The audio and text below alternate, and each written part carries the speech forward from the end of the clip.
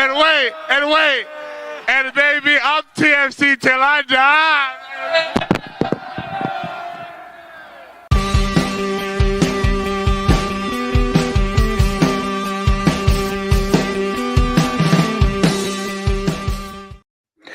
Hello and welcome back to another Toronto Till I Die, the Toronto FC fan show. I'm Mike Newell, and look, this time of year, it kind of sucks watching other MLS teams kind of get it right and celebrate and figure it all out.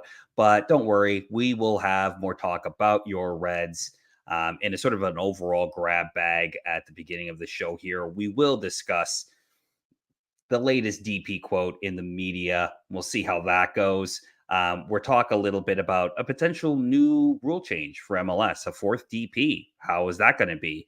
And then, of course, we'll also chat a bit about Jonathan Osorio in his situation at Toronto FC. We will also briefly get into another wet, cold, disappointing night at BMO Field last week as Canada dropped a winnable tie against Jamaica. I'll talk about my experiences there, obviously, but we'll also talk about how Canada might have lost a winnable tie. And of course, we will get to the burning question presented by NextDoor. As you see, no Michael Singh again this week, but you do have me and my co-host Jeffrey P. Nesker with you this week. Jeff, how you doing, man?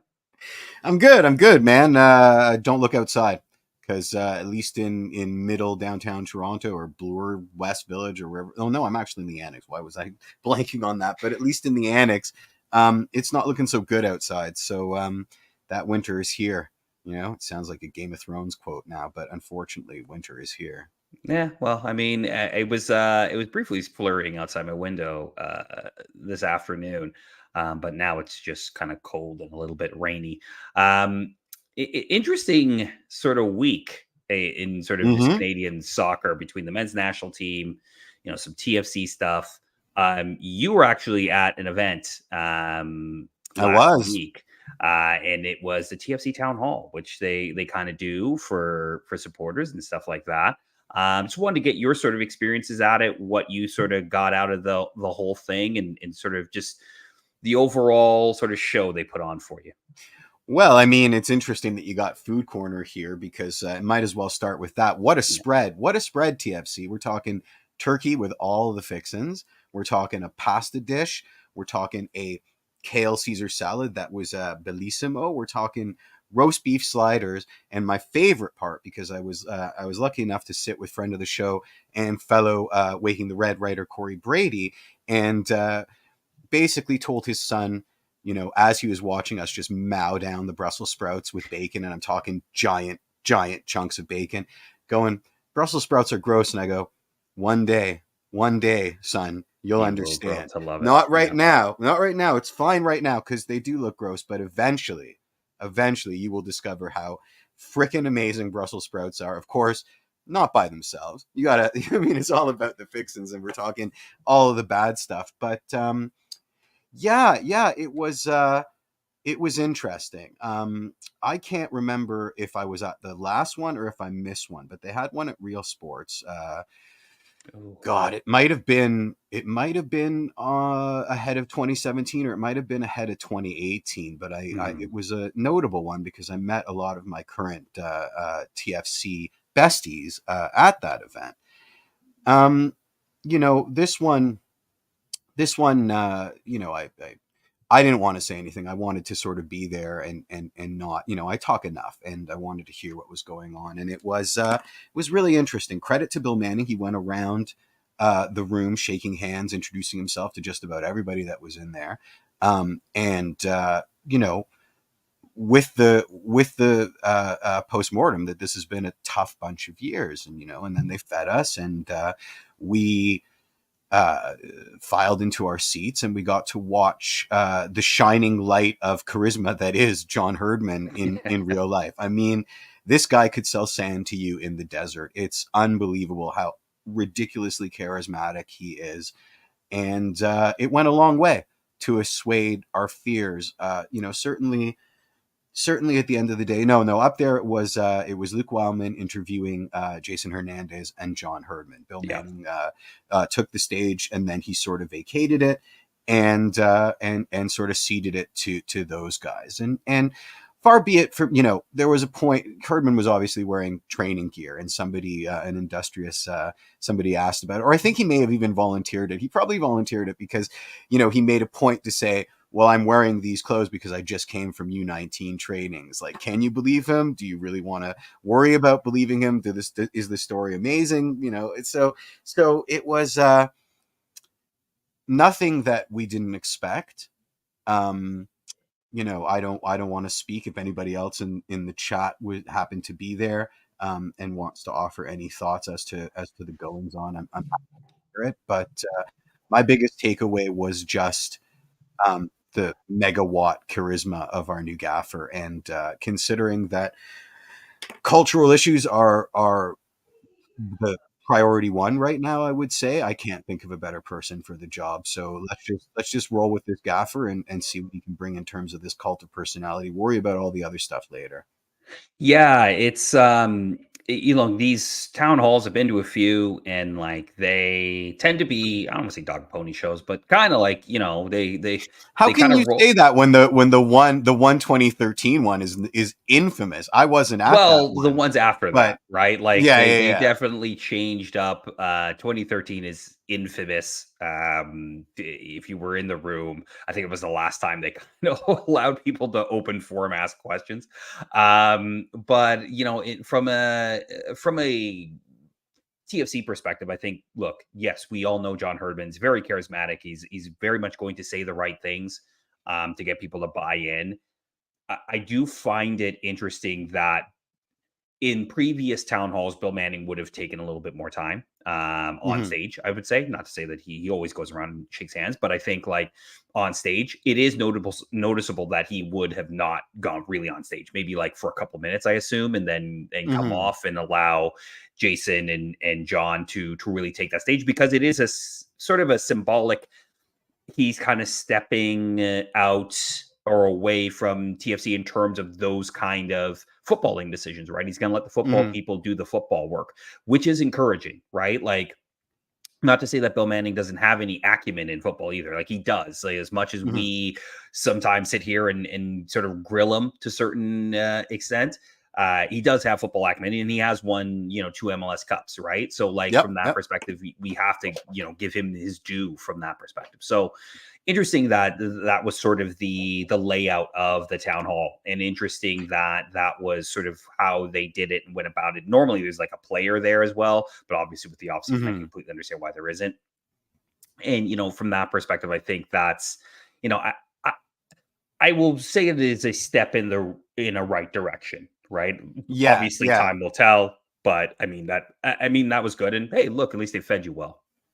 I mean, listen, the last time I was in the Tunnel Club opposite Gate 2 was to watch the Champions League final. So it was a weird space to begin with. I will say this, it was open mic. They seated the floor 2 questions with no prerequisite. So that certainly happened. And it wasn't like Bill Manning left the room. I mean, he was very visibly off to a corner watching the goings on. So, yes, I would say there was a symbolic ceding of responsibility, but you still knew that the boss was Yeah. present at the proceedings. So, lots to divine out. Sometimes it's nice to just sit back and watch and pay attention to body language and sort of catch um, catch the taste. Basically, I will say Jason Hernandez really represented himself very well. um, it's clear that he comes from that tradition. I'm talking about the Bezes and the Ali Curtises of real nerds for MLS roster Very shenanigans. much. Very much. And that's something that you need in that position, right? I mean, anybody can say, hey, we need a striker, but in this league, especially with all of the changes that's going on in this league, having a young guy, who's hungry for it and has come up through the league as a player, who's got that kind of noose to sort of find the sword in the stone with this insane draconian MLS construction, I think is really fantastic. There were 2 questions I wanted to ask. One is, why did you let Victor go, you asshole? But I didn't ask that one. And then the second one was, I wanted, because they didn't really talk about it. They talked about, they didn't really, I wanted to ask, like, have you maybe uh, unearthed a problem with our sports science staff and with respect to how injured we've been over the last little while, and if it's something endemic in there. But at the end of the day, they can have time to do that. My one negative, if I could be so bold, is I did not like how Bob and Michael's TFC Land Adventure was recontextualized as negative from all parties. It was sort of a revisionist history kind of, yeah, that was a bad idea. Yeah. And I felt it was a little less than especially Michael deserved, to have his legacy sort of wrapped up into the spectacular. I don't even think spectacular is the right word, but to have it all sort of wrapped up with this neat little bow as, that was bad, we're moving on from this. I can understand the impetus for it, but I still found it a little bit distasteful. Interesting. And look, I would find it interesting because, again, and more from Bob Bradley than Michael Bradley. Again, I wasn't there, so you will have a better Mm-hmm. idea and sense of this. But look, I think there is a recognition that some of these decisions, look, the DPs are on Bill in a lot of ways, and that's one Mm-hmm. thing. But look, the roster construction was mainly Bob, right? Like from basically the DPs outward, and I think there is legitimate cause to put a lot of the blame on his doormat, right? Like, in the end of the day, he wanted the ability to control both the on pitch and off pitch in terms of, I want to be able to coach a team and build the tactics and build the identity, but I also want to bring in the players to do that. And he Mm-hmm. also wanted a hand in the academy. And you know what I mean? And like at a certain point, it's not all his fault, clearly, but a lot of it, you do have to put a bit of that on his I door, put an right? asterisk on that. Like, if you're going to say signing Diamande was a terrible decision, I can't not agree with you. But to say that was entirely Bob's decision ignores the fact that No, that's true. he didn't have the budget, and his Rolodex has Adama Diamande in it, and it's to lay CJ Sapong on his feet. I think a lot more responsibility rests with Bob for that move than Adama Diamande. But at the same time, you're hand waving away the stipulations. You only have this big of a pot to piss in, and of course they're going to want McNaughton. So at the end of the day, I just think I can understand why the club is doing it. They a clean break with the past, but it's Yeah. still, I find it distasteful because it's too easy a narrative. And I respect Michael Bradley and I respect Bob Bradley too much to allow that kind of an easy narrative to happen. And here's my question to you, Mhm. because you've been to these earlier TAM halls. In the bad old days, how quickly did the script flip from we're excited about Paul Mariner and Aaron Vinter to holy crap, was that a terrible idea? And here's the next new shiny thing, because it felt like what that must have felt like and I don't want to Oh, say no, gaslighting, but that was it different. does, this sort of revisionist history. I don't like it. It ties back to that idea of, you call us sophisticated, you celebrate our intelligence and our soccer IQ, and then you try and pull a bait and switch on us. And I think the two are diametrically opposed to each other, and you got to choose one track because you can't do both. Yeah, it's an interesting one. I think you're referencing that 2013 one, and that is just a whole different kettle of fish, right? Like that Mm-hmm. was so Epochal. un, well, I mean, look, the setting for that one, for those who weren't there, like it was literally held in the old West Club. Paul Mariner and I think Paul Byrne at the time, and I'm forgetting who else might have gone up. Literally just took questions from. They had like an opening little salvo, and then they took questions from anybody who was there. And it just, I mean, look, that's different in a sense that era of TSC, just like people had just got to the breaking point, right? Like Yeah. that was the Yeah. ultimate breaking point for a lot of people. And look, it changed the club in a lot of different ways, because that went into the 2014 season, and in that sort of really kind of changed the trajectory of I'm not saying that town hall changed the trajectory of the club, but the Mm-hmm. trajectory of the club started to shift in a different way at that point. Yeah. And I think 100%. I oh, sorry, go ahead. yeah, I'm just saying that in terms of the town halls, like I think when you go to these things, whether it's management speaking or the players are speaking, you always and Turts is right, he dropped a lot of F bombs that night. Paul Mariner was rest in peace, Paul Mariner, by the way. Yeah, But like they've changed it in a sense you do have to have like your sort of antennae out and your sort of critical thinking cap on because look and rightfully so, right? They go into these with very clear speaking points of and course. and they're trying to make sure or try to get you back online with what the club is trying to do, and I don't have a problem with that. It's just sometimes you get some of those situations like you're talking about where you kind of feel things are a little ooh, like, do we need to really go Mhm. there? And this is not, and look, I'm not trying to turn this into we're throwing tomatoes at people on the stage kind of thing, but Sure, sure.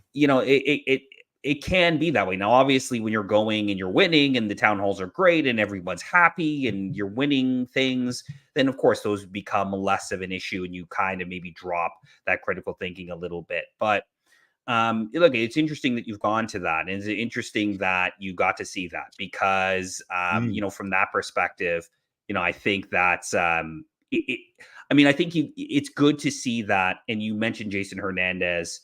I think he is he's talented. He's got, like you said, the drive and the hunger. It's it's an opportunity for him to prove himself, right? Like he Yep. basically his contract might be done by the end of next season.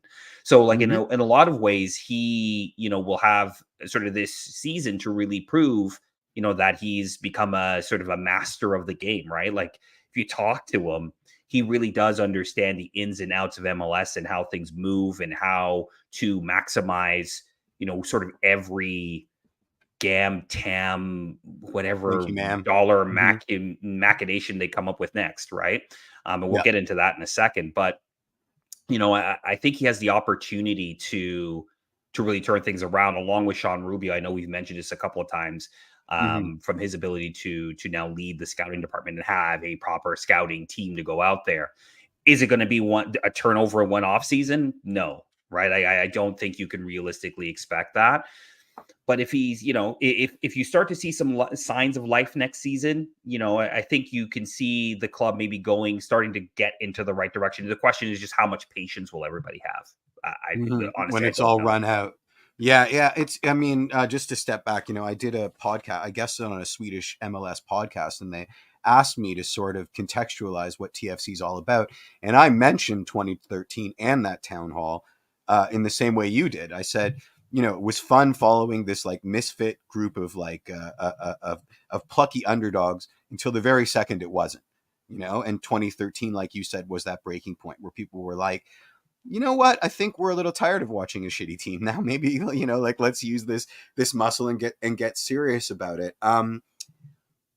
Last thing I want to say, and this is pretty funny, but I want you to guess two guesses what the giveaway at the town hall was because it was Ooh, pretty funny. I mean, I'll giveaway. always remember they, I think it was the play FIFA to get Seba on the All-Star team, and they had a big table of giveaways, and they had like this beautiful gray and black pullover that for some reason I didn't grab, and I grabbed a black TFC scarf that I think I've worn 0 times. But guess what the giveaway was. Now remember, this is exclusively for season ticket members. Okay, well, they wouldn't give you another scarf because they got to get that right They for next did. season. They That's gave you exactly. another scarf? Yep. I've got now A season three ticket scarf? scarves. Is Yeah, it yeah, the yeah. same season ticket star? The Well, exact same one. The ooh, exact same one. Yeah, yeah. ooh, That was a bit yikes. But honestly, it's a good scarf, and ah, yeah, yeah, yeah. they got to get rid of But it. I get it. but I was like, of all the things to give away, everybody here already has this one. It was Well, you got amazing. It another was one. I amazing. swear, if I had Yeah, gone to that and I I'm came sorry, home with TFC. another scarf. I feel like now I'm on a dartboard for somebody at giveaway. It's just like he had to mention the goddamn scarves, didn't he? Well, He hey, went 15. He went 19 minutes without doing it, and then he couldn't resist, and now everybody. Now the emperor has no clothes, so I uh, guess I'm never getting invited to a town hall again. yeah. Well, hey, I didn't get invited, so clearly, Yeah, yeah. clearly, they're like they had enough of that guy. All right, let's Mhm. get into this really quickly. I don't know how much we want to dig into this. Just the Federico Bernadeschi, I should say, Mhm. comments that he made to Gazeta dello Sport. Just, and I'll read it out here. You did a great job of this on Canadian Soccer Daily and Waking the Red. You wrote a Mhm. bit about it, but the quote is, it's not like everyone expected. Starting from the club, we had many difficulties. There have been changes of coaches, and it probably was the wrong project. Look, a lot of ways to take that. We did ask this in the burning question, so there are some of your responses there. But I mean, I don't know if there's much to go off there, right? I don't think he's wrong necessarily, but I wanted to get your Mhm. thoughts on it. Well, I mean, this is dangerous. I have a confession. Do you remember when Quentin Westberg gave that interview in that French newspaper that caused a bit of a stir? It was Yeah, probably 2019, maybe 2020. yeah. Well, I ran that through Google Translate for the Waking the Red article, and I'm the one that got all the flack from the club with respect to things being lost in translation. So, um, the professional Jeff, business Jeff says lost in translation. Knee jerk rage Jeff, the Jeff that we all know and love, um, takes this at face value. I mean, these guys cannot shut the f up. Uh, you put a microphone in their face and they immediately run counter to what they're saying when paraded in front of TFC fandom, which we would expect at this point. I mean, no one's surprised by these shenanigans.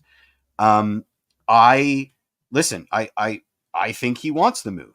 I think he's doing anything in his power to drum up the move. I think his agents are doing anything in their power to drum up the move. The joke's on them though, because it's simple arithmetic. Like, take a pay cut, you can go where the hell you want. You want to keep getting overpaid, you're stuck here, just like we're stuck with your asses. So put up or shut up. You know what I mean? And I got we talked about it last week. And I'm on your side. The club can say nothing. They don't want to tank the value of these players. It's bad enough. It's quicksand enough at this point. So they've got to sit on their hands and say nothing. Well, these guys go around and besmirch the club and make these offhand comments and basically bush league it up. Right? It's the nature of the beast at this point. So the club has to do nothing and just wait them out. In the same way that they waited out media for the end of season presser, and hopefully there are only empty chairs and no Bernadeschi or Lorenzo Insigne sitting on them at the end of the event. Am I concerned? No, because it's simple. It's simple arithmetic at this point, right? Yeah. There are plenty of suitors that will take these guys at the rate that TFC overpaid them. Absolutely not. So it's really simple choice.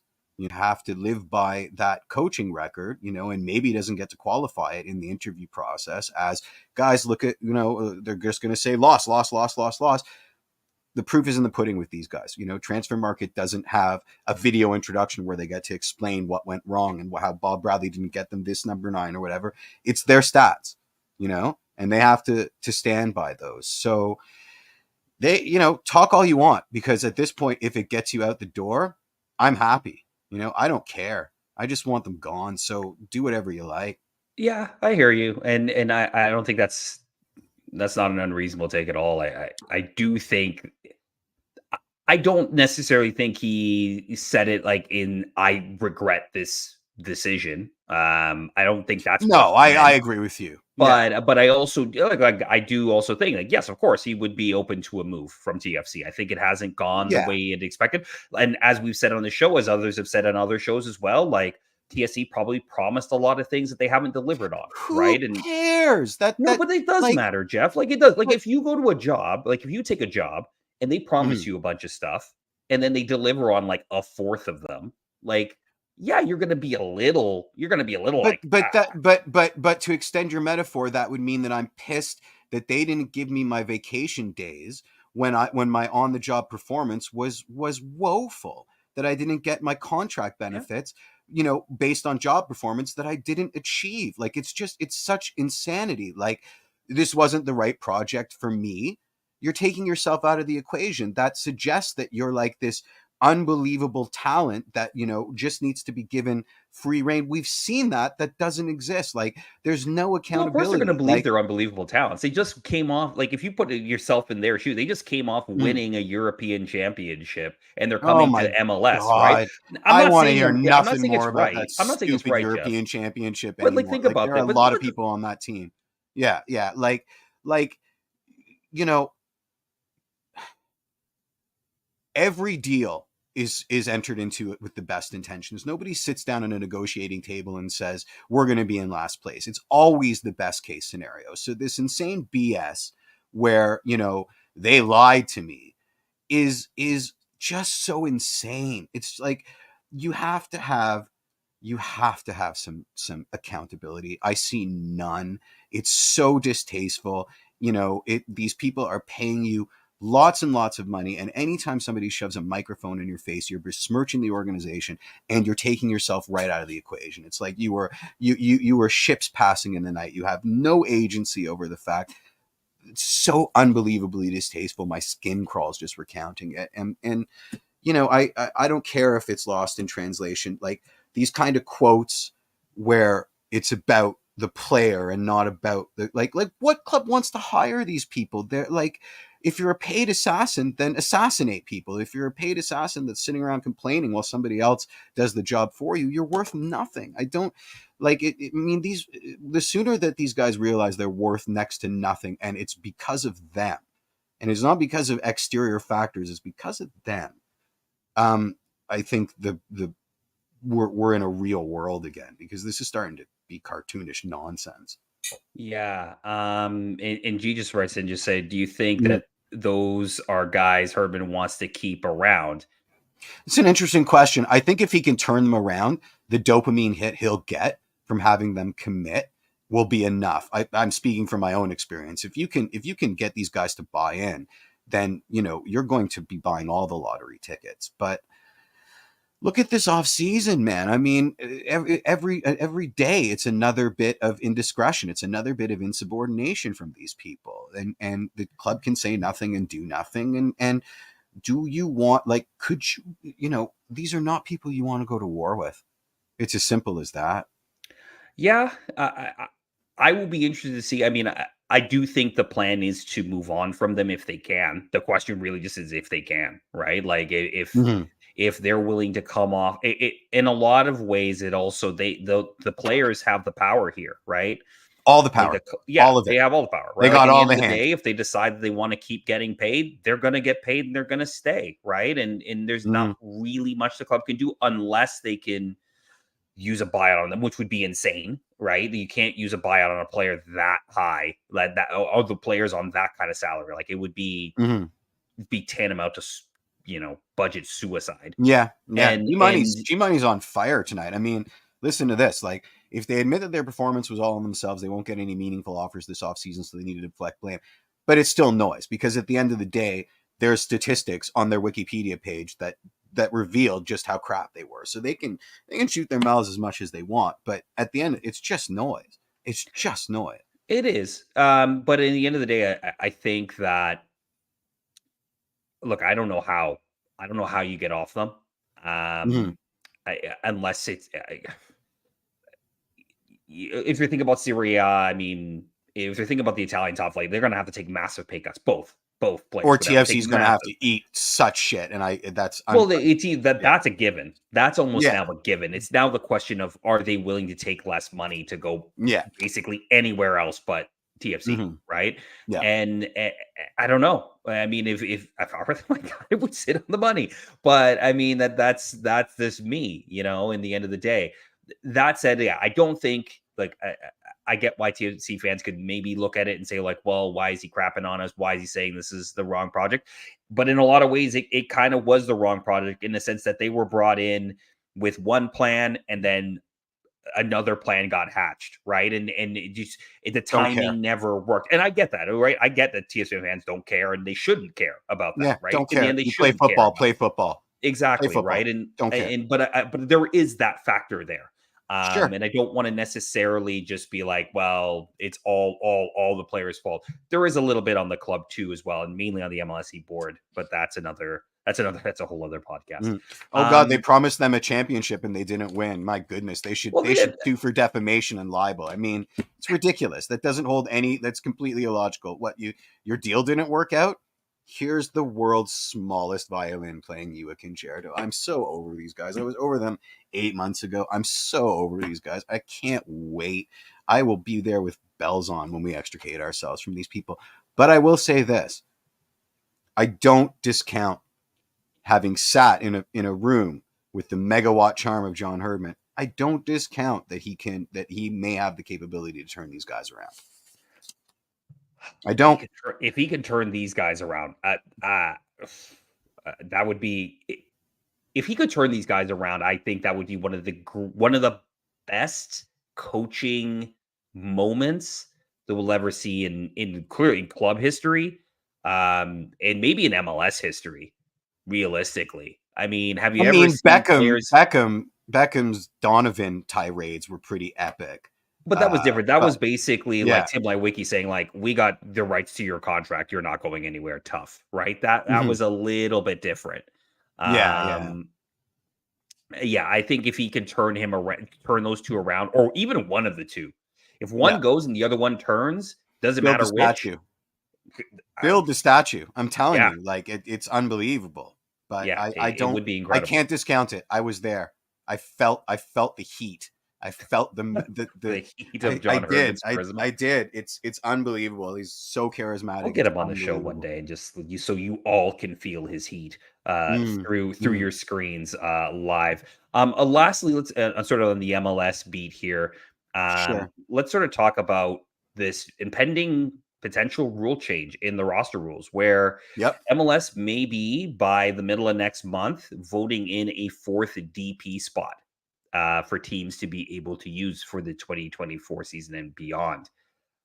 There's already rumors out there that if this happens, LA Galaxy has a ton of DP spots anyway, but they would potentially use it on something like Lacazette from Lyon, which say Arsenal. Nah.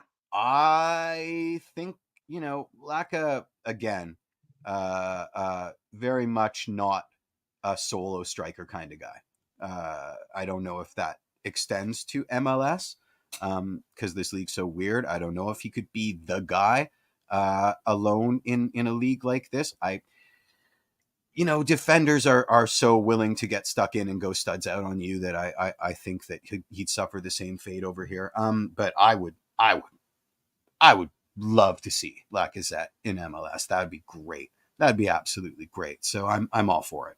I'm all for it. You know what? Like, I think you know me well enough now to know that I hate the machinations of MLS roster rules. I think they're unnecessarily overcomplicated. I get why they were in place for a very long time. I think you're now past that point, but yet we still have them. So keep it wacky.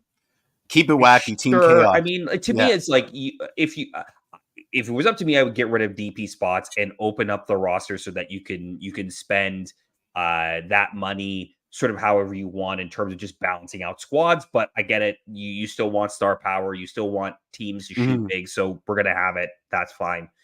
Yeah.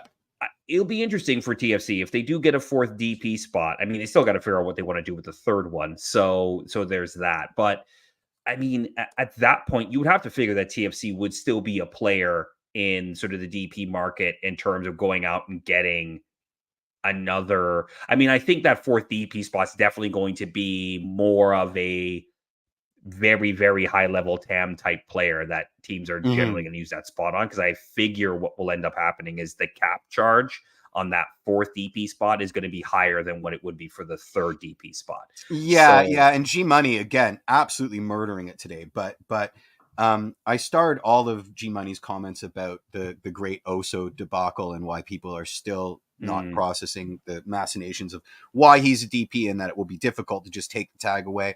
Suffice to say, scroll up on the chat, read G Money's comments from before we went live. Thanks, G Money, and educate yourself. But we don't know. G Money brings up, the machinations. Was the fourth DP the only change for this vote? Anyone knows if it impacts the three U22 players? of course, Miami's going to go 4 DPs and 3 U22s without a young under max TAM DP, which sounds like gibberish, but and It does sort of sound is. like absolute Yeah, gibberish. we don't know. We honestly don't know. You don't know yet. I'm Yeah. sure there'll be a trickle down effect. I think you're probably right that it will have a higher budget charge. I think MLS loves the neck bone connects to the hip bone kind of thing. So it might unlock a eighth U22 or U21 slot or whatever the case may be. But it's a good thing. I mean, we can agree that fixture congestion, that more competitive games, this stupid league's cut break isn't going anywhere. So having another elite player allows teams to build stronger rosters and still keeps the league. Again, this podcast hit that I did for the Swedish MLS show comes out on Wednesday, but we talked a lot about the peculiarities of MLS. And I quoted I think it was the Scottish Guardian article, maybe 2018, 2019. And they said, I'll try and find it and post it on X or Twitter or whatever the hell they want to call it this week. That the writer at the Scottish Guardian was basically saying that if they had to start football again, they would take a lot of things from MLS in terms of the salary cap, the emphasis on 100%. parity. If football had to start again in Europe, they would 100% do salary caps and sort of a lot of the mechanisms that MLS did. Exactly. So we're, of course it's a mess here. It's a mess, but it's a fun mess. And let's see what a fourth DP means, because it's going to be wacky. It's going to be wacky. What's TFC going to do with it? F it up. I mean, yeah, but I mean, look, I think there's going to be a push for younger DPs that are maybe less known, right? Like, if you look at Sean Rubio's record at Austin and the way that they scouted for their DPs, getting a Sebastian Driussi, not the most known name in the world, but in the end of the day, somebody that I believe was a Golden Boot winner, almost won an MVP, right? Like, so from that perspective, I think there's some use there for TFC if they can scout those type of players properly. In terms of your comment about Leagues Cup and having more games and fixture congestions and things like that, honestly, you take those DP dollars and you spread them out a little further down the roster. That's how you kind of build up more depth to be able to compete while those games are going on. But again, like I said, it's MLS. They're not changing. They like the DP thing. It works for the league. It is a selling feature of the league in a lot of ways. But I also think it's effective. I mean, I don't know if we were going to talk about it, but these insane MLS playoffs are going again. And I know you watched them because you were the impetus for my tweet. I'm glad to see people are still watching MLS, because I saw you talking about, what was it, Cucho's goal in Columbus. Yeah. I mean, you look at, I don't know what the hell is going on, but we're back to single elimination, right? And you look at the score lines, and they were all very low scoring games, very cagey games, where one special player in a moment of individual brilliance opened that game up. You saw it in the run up to the League Cup, and you're seeing it manifest in the playoffs now. So maybe you don't need them for your group stages, but the more, I mean, look at Christian Bale, right? Totally useless, and then wins LAFC the MLS Cup. Having a war chest of game breakers may be the secret sauce for MLS 4.28 or wherever the hell we are now. You know what I mean? You're sort of seeing it. I mean, you have to. It's kind of inarguable. You saw it writ large this weekend. Yeah, very much so. I mean, look, in the end of the day, Denny Bouanga essentially, won the game. I mean, at that point, Seattle was bossing the game at that point and looked like they were the team to score. Denny Bouanga gets the ball, streaks down the wing, puts it top bin, and that's it. That's the game. Oh, Gareth Bale. I said Christian Bale. Sorry, whatever. Yeah. Well, Christian Bale is paying.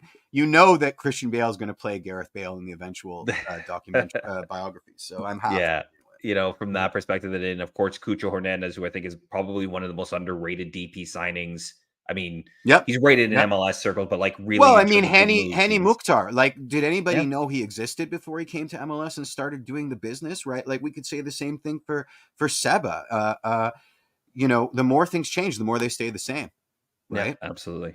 So Uh, interesting stuff going on in MLS, even though TFC aren't even really in it at all mhm. during I this hate time these of year. playoffs. We've said it already. I hate them. I'm glad we're I back to like it now single that it's gone as elimination. at least single elimination now, Yeah, right? Like yeah. at least there's something really on the line. Like, not to say that there weren't things on the line in the first round with the series of three. I just think, why do Mhm. you want to copy baseball? Like, there's There's no no need for crying that. in baseball. Yeah. There's So lots of so crying in now that they've soccer. gone to a People cry all the single time. now Yeah. they've gone to single game eliminations, that I find them a little bit more entertaining. It's All like a right. whiplash. It's like tantric playoffs. It's like it's insane. Like it's just you have to, I mean Well, we they're went through gone this and then they already. come We back sort of and talked about yeah. this already, but I mean, the Yeah. whole point of going to single elimination in the 2019 season was so that they would avoid the international break. So you wouldn't have this time Yeah. off and people would forget the playoffs were on. Then they'd be back on it. They're like, oh crap, that's still going. Yeah. That It's was the whole insane. point. It's so dumb. Now they So went dumb. back. I don't know. Anyway, Mhm. MLS. They'll probably change it next year, and I don't know. Oh, for sure. They'll probably For have a sure. World Cup They're gonna play pool it in style space. tournament or They're something. gonna Or play it on the International Space Station. That's gonna be exactly. single elimination on the International Space Station. All Yeah. right. Let's jump into this really quickly. Look, there's a lot of other shows that have covered the men's national team loss to Jamaica, so we won't go into a ton of it because probably if you're listening to this podcast, you've already And listened it to hurts those too as well, much.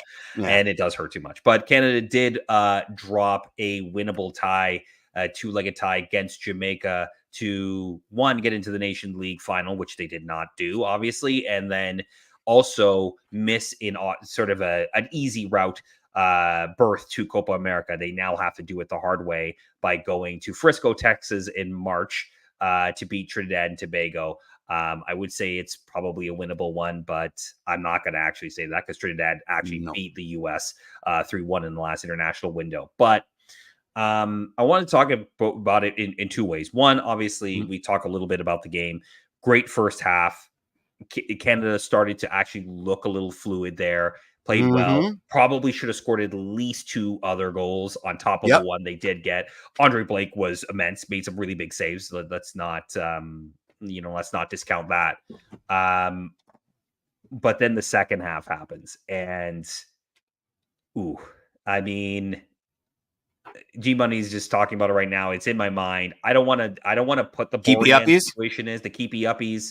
I don't want to put that all on Borjan. Obviously, that is not the reason, the sole reason they lost. But in the stands, in the South End, watching that happen live, a lot of people cheered, and I don't blame them for doing it. I'm not upset that anybody was like, "Oh, like, yes." I get why you would do that. Tragic comedy. You're 3-1 up in a tie with two away goals. You think you should be probably safe, right? Like you should be taking care of business at You know who home and else does wrapping it that up. kind of crap? Jefferson Soteldo. No, let's not be Jefferson Oh, Soteldo. Do oh, the complete opposite of whatever thought we would Jefferson get through a Soteldo. podcast without bringing up Gipperson Saldo, but there you I go. can't. I can't. I can't. But He lives keep you rent up. free in my head. Yeah, Mhm. exactly. Yeah, keep you uppies. Yeah, lead to obviously ball goes out, instant turnover. Estaco gets caught on the ball.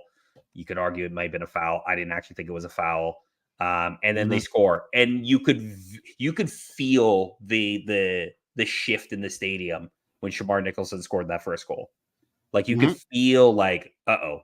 Like even though like it's okay, it's 1-1 in the game, and 3-2 on aggregate at that point. You can kind of feel the shift in the stadium. And then it was just 16, 20 minutes of madness where Yep. Jamaica basically push Damian Lowe into the midfield, and Damian Lowe becomes a midfield enforcer, which I didn't think Damian Lowe was a midfield enforcer. I watched the Jamaican national team quite a bit. Obviously, I've watched Damian Lowe. He's been in MLS. He just got eliminated with the Philadelphia Union, but he Mhm. pushes up in the midfield and bosses it. And Yep. I mean, look, Jamaica are no slouches, right? They're Nope. not, like I tweeted out, they're not the U.S. Virgin Islands.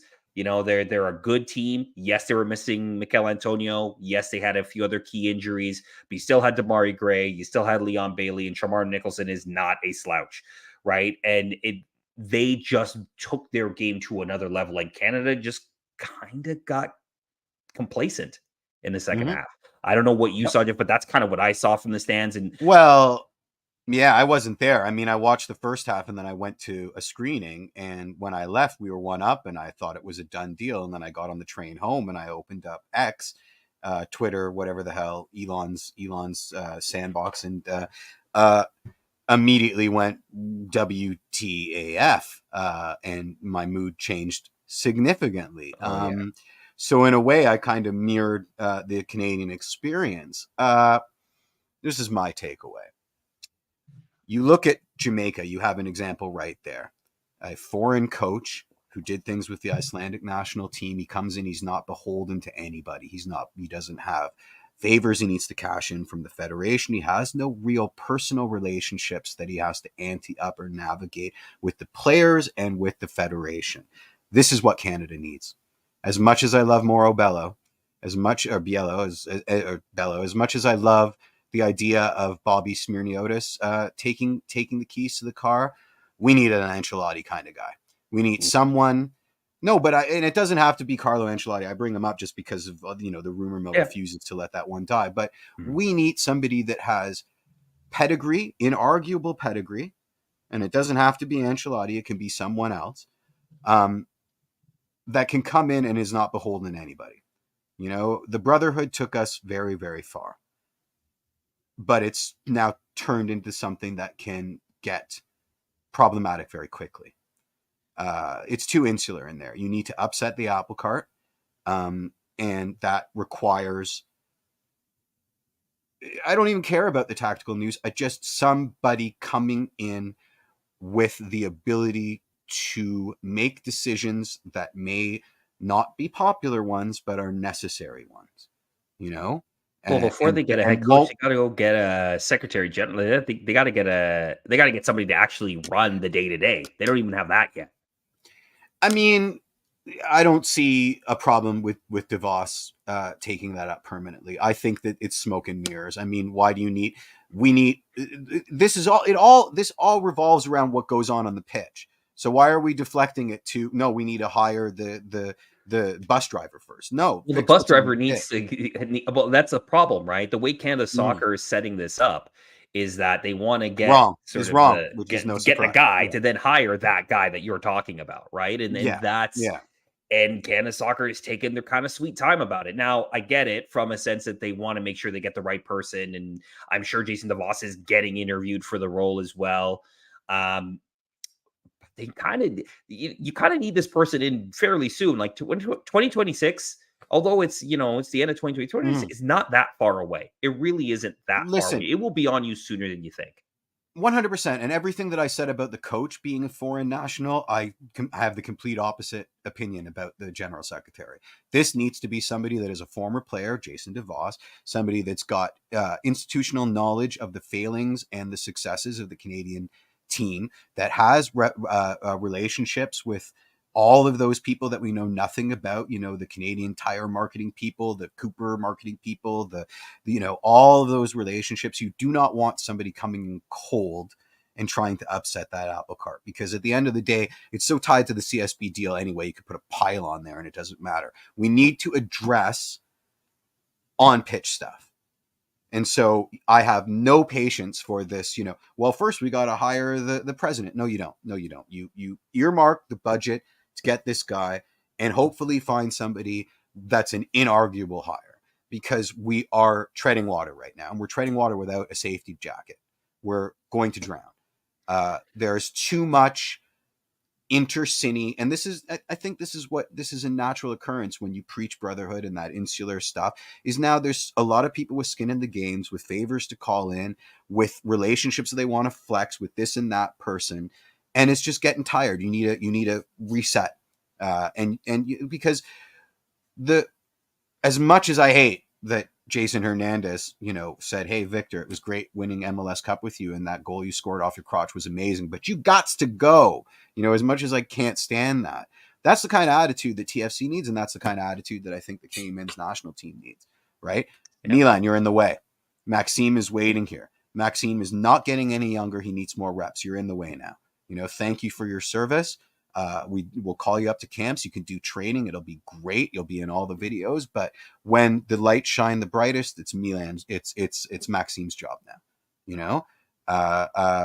making tough decisions based on the only thing that matters, which is what's going on the pitch and the relationships on the pitch. The relationships outside of it are very important, but I think they become more important, and that's why you need a fresh set of eyes up there. Fair enough. I mean, look, in the end of the day, whether they go get a coach first or go get the general secretary, for, either way, or is the budget will be an issue in terms of getting the coach you want, right? And if you're and I see it in sort of the chat here, you're talking about Ancelotti and all that kind of stuff. Like, he has not confirmed to Brazil yet. He is trying to get a new deal at Real Madrid first. If he doesn't get the Real Madrid job, he will go probably to Brazil. Oh, he's out of our price range. We can't. Yeah, indeed, we wouldn't be able to afford him anyway. But unless he comes here for a sweetheart deal, but there could be other Ancelottis. Yeah, I'm sure there are those coaches out there. I guess look, John Herdman built a system, a certain way that the national team works and has worked, and I think it started to crumble a bit to the end. And I don't want to go into all the Canada Soccer John Herdman politics right now, because I think that's still very raw. But now those players now have to figure out another way, right? It's going to have to be a different way, because what 100%. happened on last Tuesday night, I mean, you can't, let's just all intents and purposes say they go off and they beat Trinidad and they go to Copa America, right? No one's expecting them to do any big things at Copa America, right? But at the same time, you still want to go out there and you still want to be competitive. You still want to go out there. You don't want to, you need to. Well, this team needs to. Yeah, you need to show that you're making steps forward to being more competitive on an international stage at a higher level than CONCACAF, right? Let's just CONMEBOL is a higher level than CONCACAF. Absolutely. So, from that perspective, what you saw Tuesday night was more concerning than just not getting to Nations League finals, right? It was a team that the balloon just deflated and there was no response. And that's the We've seen the ceiling. We've seen the ceiling of this team in this system. I think I can say that with a certain measure of authority. From my position, we've seen this team ceiling, and now we're seeing it unravel, because no one likes to see their high watermark. This team under this regime, we've seen the high watermark. I don't know. I firmly believe but I'm not sure. Fair. I don't think we have seen the high mark. I think what we saw was a team that took their foot off the gas, thinking they were fine at 3-1. That's a mental thing. I don't think it's a skill thing. I do. I think both things are true. And what you're saying, it feeds into that. I think we know this ceiling of this team. We know the ceiling. We know how far brotherhood can take us. We know how far the sort of way that we've been structuring our matches and the the energy that we've been putting into things. We've seen how far it can take us. That's why Copa America is, to me, doubly important, because it's a whole new set of particulars. It's a whole new set of stress. It's not quite the World Cup, but it's certainly not CONCACAF qualification. So it's so important. And that's why I'm so bummed about this result. I really, really am so bummed about this result. It sets this program back a significant amount. I don't think there's any way to sugarcoat it. I think it is a setback. I don't think it's the biggest. I think it might have been actually a good thing for this to happen, in a sense that I think there's some players that needed a wake up call, and I think there's some players who needed to understand that they're good, but they're not there yet, and I think that's a good wake up call.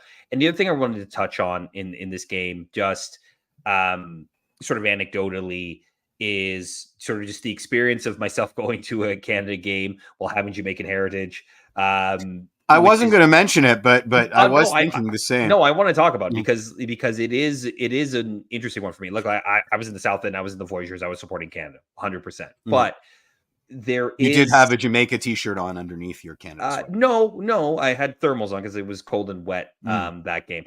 But it was interesting to see, because a lot of people will go into this game, and I've seen the discourse of it, like, when Jamaica started sort of making their comeback in the game. So people were sort of criticizing that there were a lot of Jamaican fans really sort of loud. They were loud, right? Like once they started scoring, they were really loud.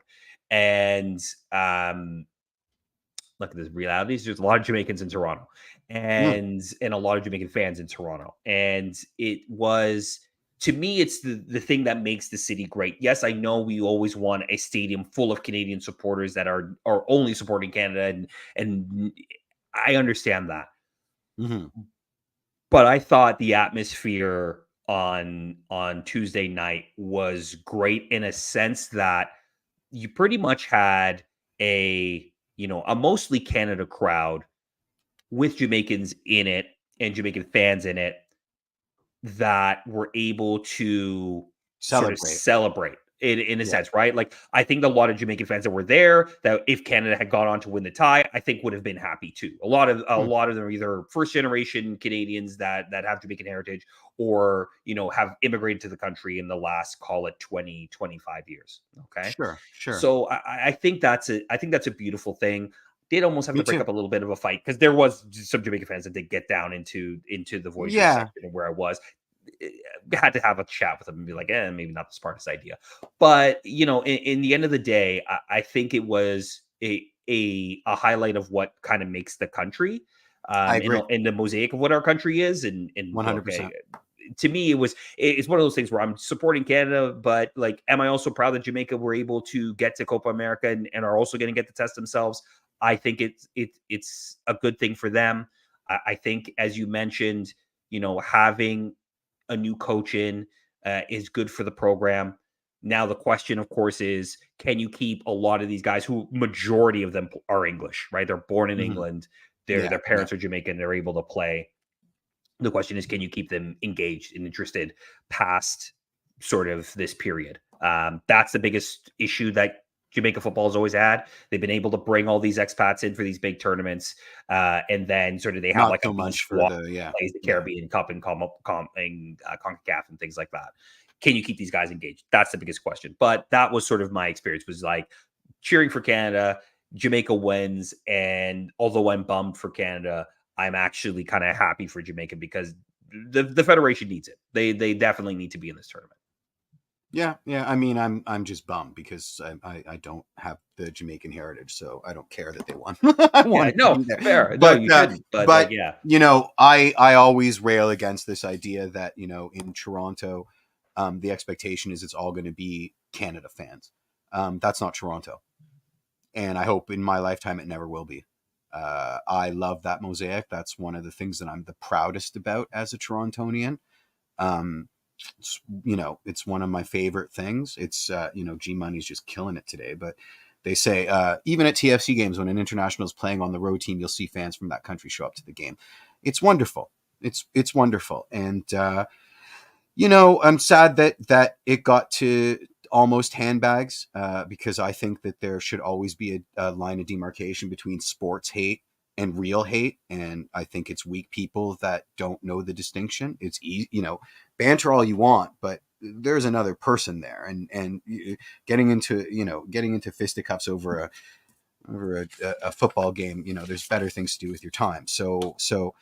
But I wish I had been there. Not really, because it was freezing cold and I was nicely warm inside a theater. So yeah, but sucks. What can you say? It sucks, Mike. Before we hit to the burning question here, Richard Greenberg just asked really quickly, just as my own CPL nerdom coming through really quickly. 30 days. Any new York United ownership news? No. Zero. No news yet. There is thought that it's a foreign group, and that Woodbine Entertainment will have something to do with it. But so far, nothing for York United. No. Okay, you want to hit the burning question? Yeah, I sort of had it ready.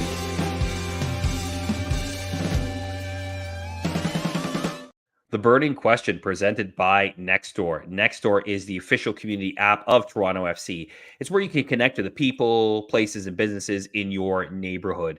Download NextDoor to find the soccer fan in your neighborhood, like on the Toronto FC fan community. We've been posting there, interacting all season. you guys have been joining. It's been great. We really appreciate it. Download the app at the App Store or on nextdoor.ca. And the burning question we asked this week, what do you think of Federico Bernadeschi's comments in Italy calling the Bob Bradley era of Toronto FC the wrong project? Two responses I pulled here. Turch just saying he was the wrong project, and a set of white pajamas almost had me believing. Those were. Did you see my response? I said we got hoodwinked by a pantsuit and some call and response. I also it was a great call and response. It was a great pantsuit. Right. I mean, he knew exactly where to hit us. That's a direct quote from did. Star Trek II: The Wrath of Khan. I finally got to get that in. It's only been 3 years of doing the podcast, and I finally got that quote in. So there we go. Absolutely. And Joe just writes in, I think a lot of it got lost in translation. He's not saying he regrets coming here. He was disappointed in how the season played out. His attitude and commitment was never questioned with Fiorentina and Juventus and the national team. Fair. But however, I will say this. I think when you're in a system that you understand, right? Obviously he's going to understand the Italian system. And you're not a day-to-day player. You're not well, Fiorentina was. You'll be fine with that, right? You understand the context, you understand the situation that you're in. I think coming over, I think it's always going to be a shock, right? It's always going to be a shock to your system in terms of obviously the quality of play, but also sort of the way that clubs operating at Bill. I'm not using that as an excuse. I'm just saying that those things are going to be a bit different. And I think that probably took them a little bit by surprise, and Lorenzo too, to a certain extent, in terms of the amount. Yeah, I get it. Yeah, the violin, I understand. Yeah. But yeah, I'm pretty sure there's still a soccer ball, and they still wear cleats, and there's still 2 goals at either end of the pitch. So this idea that it's this humongous adjustment to play the sport that you play professionally doesn't wash. I'm sorry. I'm so over it. Fair enough.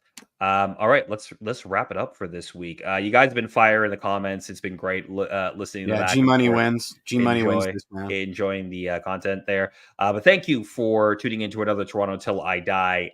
The community is growing, as you can see in the chat if you're watching us live. Podcast, trust me, the chat was good. Tell them how much you're enjoying the show. Review us if you haven't already on all the platforms. It's been since October, guys. I need another 5-star review to warm the cockles in my heart, guys. I need one. Give us all the reviews, the 5 stars on all the platforms that you're watching and listening on. We really do appreciate it. And for Jeffrey P. Nesker, I'm Mike Newell. We'll see you next time. Cheers, everybody.